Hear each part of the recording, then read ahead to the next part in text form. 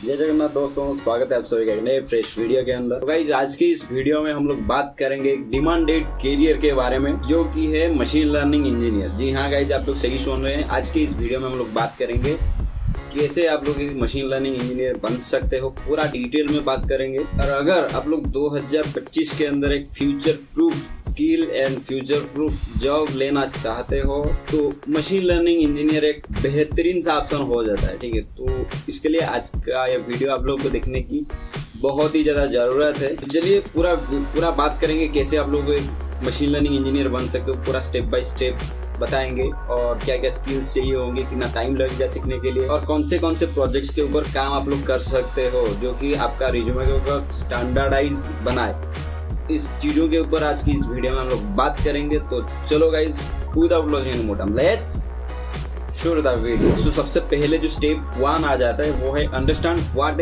ML engineer does. मतलब एक machine learning engineer करता क्या है। तो ये जो लोग होते हैं ना, ये basically artificial intelligence and machine learning models बनाते हैं जो कि डेटा को समझने में, प्रेडिक्शन करने में मदद करती है। जैसे आप लोग एग्जांपल ले सकते हो नेटफ्लिक्स का, जो नेटफ्लिक्स डिफरेंट मूवी रिकमेंडेड होती है आपको।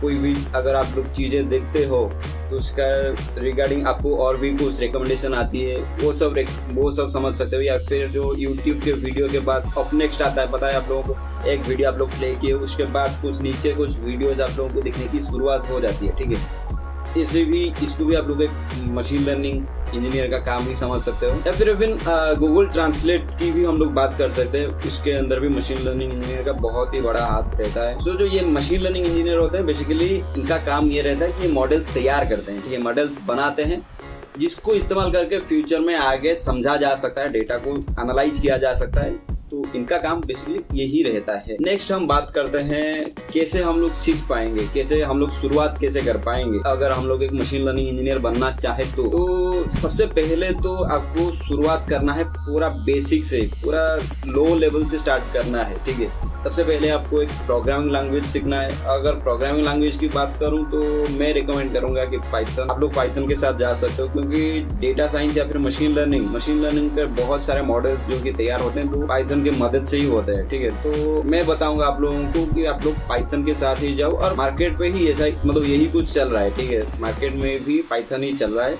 डेटा साइंस फील्ड के अंदर। तो आप लोग बेझिझक एक प्रोग्रामिंग लैंग्वेज पकड़ो जो कि है पाइथन। और अगर स्पेसिफिक मैं बताऊं पाइथन के अंदर क्या क्या सीखना है, जैसे कि वेरिएबल्स हो गया, लूप्स हो गया, फंक्शंस हो गया, और लाइब्रेरीज जैसे कि आप लोग समझ सकते हो कि numpy, पांडा, मैटप्लॉटलिब, C1, ऐसे डिफरेंट लाइब्रेरीज भी होते हैं। लाइब्रेरीज भी सीख सकते हो क्योंकि ये भी बहुत ज्यादा काम में आएगा आप लोगों को डेटा को बनाने में। नेक्स्ट जो चीज है वो है मैथमेटिक्स की कॉन्सेप्ट्स। ठीक है, आप लोगों को मैथमेटिक्स आना चाहिए भाई, बहुत ही इंपॉर्टेंट है mathematics in the case of अगर मशीन लर्निंग के अंदर आप लोग करियर सोचना भी चाहते हो। ठीक है, मशीन लर्निंग, डेटा साइंस, इसके अंदर आप लोग को अगर करियर सोचना चाहते हो तो भाई मैथमेटिक्स मस्ट है। आप लोग मैथमेटिक्स के साथ जाना ही पड़ेगा। विदाउट मैथमेटिक्स आप लोग कुछ भी नहीं कर सकते। तो मैथमेटिक्स के अंदर कुछ टॉपिक्स में ऐसे ही बोल देता हूँ कि लीनियर अलजेब्रा हो जाए, स्टैटिस्टिक्स, प्रोबेबिलिटी, कैलकुलस, ये सब डिफरेंट जो टॉपिक्स हैं उनको कवर करना पड़ेगा। बेसिक से ही स्टार्ट कर लो। ठीक है, बेसिक से जानना बहुत ही ज़्यादा इंपॉर्टेंट हो जाता है, तो समझ लो ये। ठीक है, ये इतना भी टॉप लेवल का नहीं चाहिए, बेसिक लेवल से भी आप लोग काम चला सकते हो। डिफरेंट सोर्सेस आप लोग ले सकते हो, जैसे कि स्टैटिस्टिक्स वगैरह, मैथमेटिक्स वगैरह, ये सब क्रिश नाइक करके एक यूट्यूब में चैनल है, वहाँ से आप लोग रेफर कर सकते हो। या फिर कोर्सेरा में एंड्रयू NG करके एक मशीन लर्निंग के कोर्स उनका है। अगर आप लोग चाहो तो मशीन लर्निंग के ऊपर जो मैं वीडियो बनाया था डेटा साइंस के ऊपर, वहाँ पर मशीन लर्निंग का एक रेफरल दिया था मशीन लर्निंग वीडियोस के ऊपर, तो वो आप लोग चेक कर सकते हो। अदरवाइज मैं डिस्क्रिप्शन बॉक्स में उनका लिंक दे दूंगा, आप लोग जाके चेक कर सकते हो। ठीक है, फ्री कोड कैंप एक वेबसाइट है, एक मतलब फ्री में वो प्रोवाइड करते हैं। उनका एक यूट्यूब चैनल भी है, उनका वेबसाइट भी है, जहाँ पे भी जाओ आप लोग चेक कर सकते हो। ठीक है, नेक्स्ट बात करते हैं अपना जो नेक्स्ट था स्टेप 3 है वो है मशीन लर्निंग। आप लोगों को मशीन लर्निंग के कॉन्सेप्ट समझना बहुत ही ज़्यादा इंपॉर्टेंट हो जाता है, क्योंकि भाई मशीन लर्निंग ही बनना है ना, मशीन लर्निंग इंजीनियर बनना है। तो मशीन लर्निंग के ऊपर अगर नॉलेज नहीं रहेगा तो क्या करोगे आप लोग।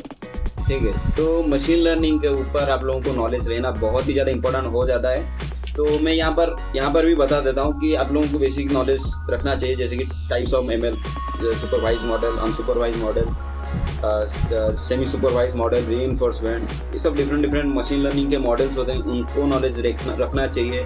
और एल्गोरिथम जैसे कि linear regression, decision tree, naive Bayes और K nearest neighbour, KNN, SVM, random forest, K means clustering, ये सब डिफरेंट आप लोगों को सीखना पड़ेगा, जैसे कि एल्गोरिथम्स हो गए मशीन लर्निंग के अंदर। अगर लाइब्रेरीज भी सीखना है, जैसे कि मतलब पाइथन के अंदर डिफरेंट लाइब्रेरी आते हैं जो कि मशीन लर्निंग के ऊपर काम करने में आप लोगों को मदद करेगी, जैसे कि साइकिल लर्न हो गया, टेंसरफ्लो हो गया, पाइटर्च हो गया, केरास हो गया, ये सब डिफरेंट लाइब्रेरीज सारी होते हैं, तो इनको भी आप लोग मास्टर कर सकते हो। सबसे पहले तो मैं बताऊंगा कि भाई साइकिल लर्न को सबसे पहले मास्टर कर लो, उसके बाद में ये सब कर लेना, ठीक है। जो टेंसरफ्लो हो गया, पाइटर्च हो गया, ये सब बाद में कर लेना, पर सबसे पहले आप लोगों को साइकिल लर्न से ही स्टार्ट करना पड़ेगा। साइकिल लर्न के अंदर आप लोगों को बनना पड़ेगा मास्टर। ये थी क्या क्या स्किल्स जरूरत पड़ेगी।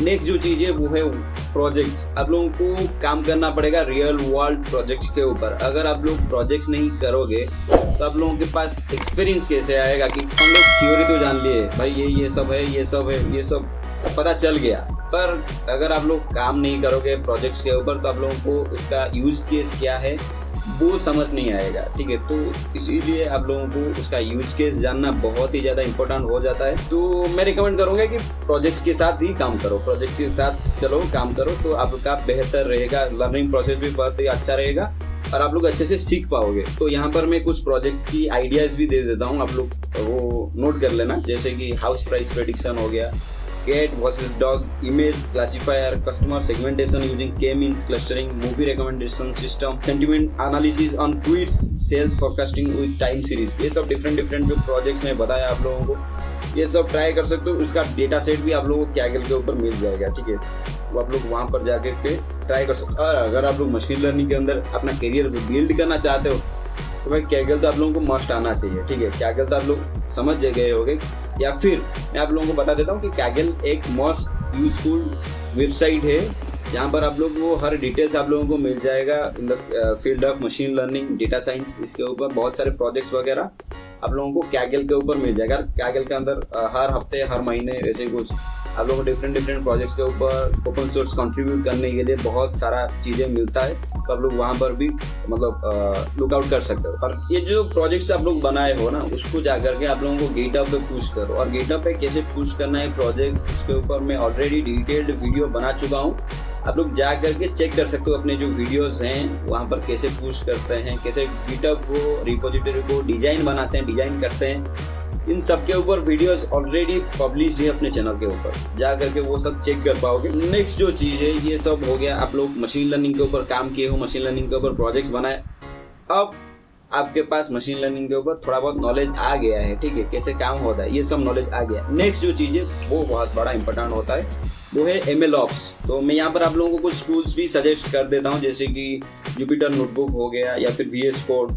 आप लोग कोड करने के लिए ये बहुत ही ज़्यादा इंपॉर्टेंट रहेगा। गूगल कोलैब भी आप लोग प्रैक्टिस करने के लिए यूज़ कर सकते हो। नेक्स्ट हो गया आपका गिटहब, डॉकर मतलब डिप्लॉयमेंट करने के लिए प्रोजेक्ट को अपना डॉकर की ज़रूरत पड़ेगी। आपका जो MLOps का प्रोजेक्ट होता है, MLOps को शोकेस करने के लिए स्ट्रीमलीड करके मतलब एक टूल है, उसको भी आप लोग इस्तेमाल कर सकते हो। और जैसे कि मैं बताया कि भाई MLOps के ऊपर भी थोड़ा बहुत नॉलेज होना चाहिए, जैसे कि डिप्लॉयमेंट कैसे करते हैं, मॉडल डिप्लॉयमेंट कैसे करते हैं, CI/CD पाइपलाइंस कैसे बनाते हैं, इसके ऊपर भी नॉलेज आप लोगों को रखना चाहिए मशीन MLOps के अंदर। नेक्स्ट यहाँ पर सब खत्म हो गया, आपका काम वगैरह सब कुछ खत्म हो गया कि भाई क्या क्या स्किल्स वगैरह सीखना है। नेक्स्ट आपका रिज्यूमे, आप लोग जो जो प्रोजेक्ट्स बनाए हो, जो जो स्किल्स है आपके पास, इसके ऊपर इसको मतलब बेस करके आप लोग एक अच्छा खासा रिज्यूमे बनाओ। और रिज्यूमे का भी ATS स्कोर अच्छा रहना चाहिए। इसके ऊपर भी ऑलरेडी वीडियोस में डाला हुआ हूँ अपने चैनल के ऊपर, कैसे आप लोग 85 प्लस मिनिमम तो रखना चाहिए आपका ATS स्कोर, तो इसके साथ आप लोग जा सकते हो। तो वो बहुत ही ज़्यादा इंपॉर्टेंट हो जाता है। अगर आप लोग इतना कुछ किए हो और आपका रिज्यूमे भी शॉर्टलिस्ट नहीं हो रहा, फायदा ही क्या है। तो इसके साथ भी जा सकते हो। आप लोग एक अच्छा खासा रिज्यूमे फर्स्ट बनाओ। और जैसे कि मैं बताया आप लोगों को, रिज्यूमे के अंदर आपका टेक स्टैक क्या क्या है, आप लोग क्या क्या सीखते हो, उसको मेंशन करना प्रोजेक्ट्स क्या क्या करना विद गिटहब लिंक्स, आप लोगों को गिटहब के साथ लिंक्स वगैरह, जो कि मैं रिज्यूमे का एक वीडियो जो बनाया हूँ ना, वो जाके चेक कर लेना, वहाँ पर सब कुछ आपको डिटेल्स देखने के लिए मिल जाएगा, ठीक है। और सर्टिफिकेशन भी आप लोग ऐड कर सकते हो। अपना काम हो गया खत्म, अब आपको अप्लाई वगैरह स्टार्ट कर देना है, क्योंकि आपके पास सब कुछ हो गया, आपके पास नॉलेज है, आपके पास जो प्रोजेक्ट्स किए हो प्रोजेक्ट्स का भी आइडिया है, रिज्यूमे है।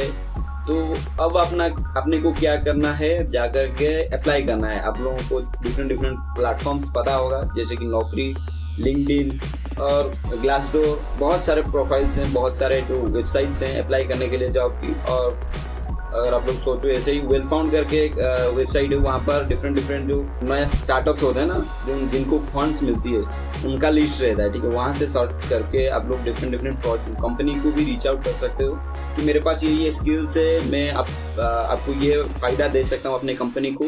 तो आप लोग चाहो तो लुक आउट कर सकते हो मेरे रिज्यूमे को, ठीक है। तो आप लोग भेज सकते हो, मेल लिख के भेज सकते हो उनके प्रोफाइल, उनके मेल आईडी पे, ठीक है। तो ये सब आप लोग चीज़ें कर सकते हो और वहाँ से आप लोगों को कॉल बहुत ही जल्द देखने के लिए मिल जाएगा। और आप लोगों को बहुत ही ज़्यादा ट्राई करना पड़ेगा, आपका रिज्यूमे को ऐसे ही कुछ चीज़ें मतलब हाई क्वालिटी का बनाना पड़ेगा। 400-500 अगर आप लोग अप्लाई करते हो तो लगभग 4-5 या फिर 10 रिज्यूमे पे आप लोग रिज्यूमे शॉर्टलिस्ट होगा, उसके बाद कॉल्स वगैरह आएगा, बहुत ही ज़्यादा टाइम लग सकता है भाई। तो इसके लिए डिमोटिवेट नहीं होना है और अप्लाई करते ही रहना है, ठीक है। मैं भी वैसा ही कुछ कर रहा हूँ, इंटरव्यू कॉल्स आ रहे हैं, पर अभी थोड़ा ठीक ठाक है, ठीक है, चल रहा है बस। और बहुत सारे भाइयों का क्वेश्चन ये है कि भाई तू क्या कर रहे हो अभी। हाँ भाई, मैं कुछ कर रहा हूँ अभी, मैं आगे आप लोगों को बताऊंगा वीडियो में, आगे कुछ दिन बाद बताऊंगा, ठीक है। तो यही थी कुछ वीडियो में। अगर आप लोगों को ये वीडियो इन्फॉर्मेटिव लगा है तो प्लीज़ यार वीडियो को एक लाइक कर देना। चैनल पे अभी तक नए हो प्लीज़ यार चैनल को सब्सक्राइब भी करना, क्योंकि बहुत ही जल्द अपन को 1000 सब्सक्राइबर्स भी पहुंचना है, ठीक है। तो सब्सक्राइब भी कर देना याद करके। तो मिलते हैं गाइस अगले वीडियो के अंदर, तब तक के लिए bye bye, take care and piece.